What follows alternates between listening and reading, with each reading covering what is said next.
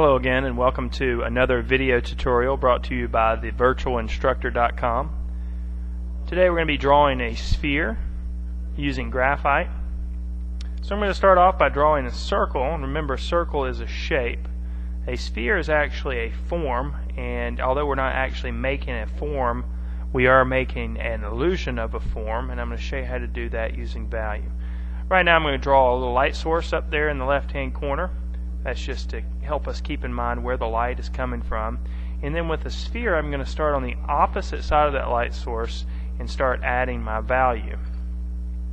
This part of the sphere is going to be the darkest part of the sphere, and I'm also going to leave a little bit of space off of that because when light comes down, it actually shines all around the sphere and it bounces back off of the surface and creates a reflected area on the opposite side of the light source. So I'm going to leave a little bit of a lighter area on that side.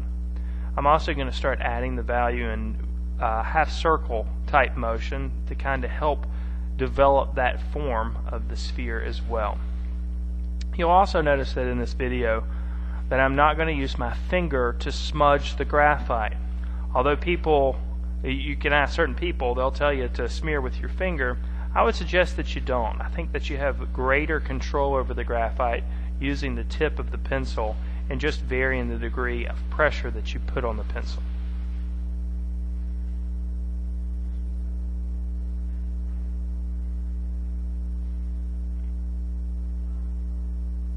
Another thing I like to do when I'm using the graphite to get that smooth gradation of value is I'll go in different directions with the pencil as I'm applying the graphite. Sometimes I like to think of it as making little small circles, and when you make those little small circles, it builds up the gradation a little bit smoother. Now, because this is a tutorial and I want to keep it kind of short, I'm not going to get too obsessed with making my change in value real smooth. I'm just going to give you an idea of where the shadows are going to be and where the highlights are, and leave it at that. So I'm going to go back and make my core shadow a little bit darker.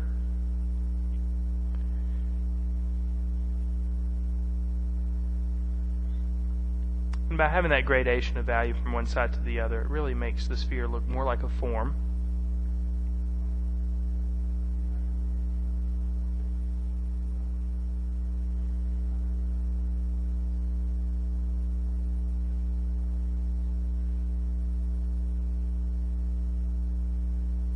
Like I said, if I wanted to, I could render this a lot more, but because I want to keep this short, I'm going to go ahead and add a cast shadow underneath the sphere, and it's going to go out longer on the side that's the opposite from the light source, and it's going to start to fade as it gets further away from the sphere.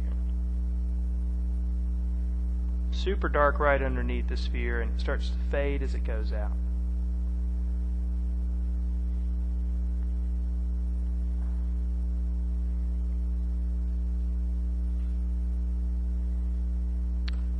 Alright, there is a proper terminology when you're talking about the different parts of a shadow. This part right here behind the sphere is called a cast shadow. A cast shadow is the area where light is not hitting a surface because an object's in the way of it. This part on the other side is called the highlight. It's the opposite of a cast shadow. It's the area on a surface where light is hitting.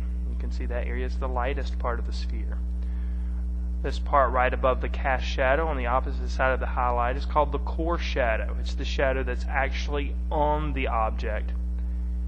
And then your mid-tone is the area right in between the highlight and the core shadow. It's usually the actual color of the object. So there you have it. I hope you use highlights, mid-tones, core shadows, and cast shadows in all your drawing. Thank you for joining us for another thevirtualinstructor.com video tutorial.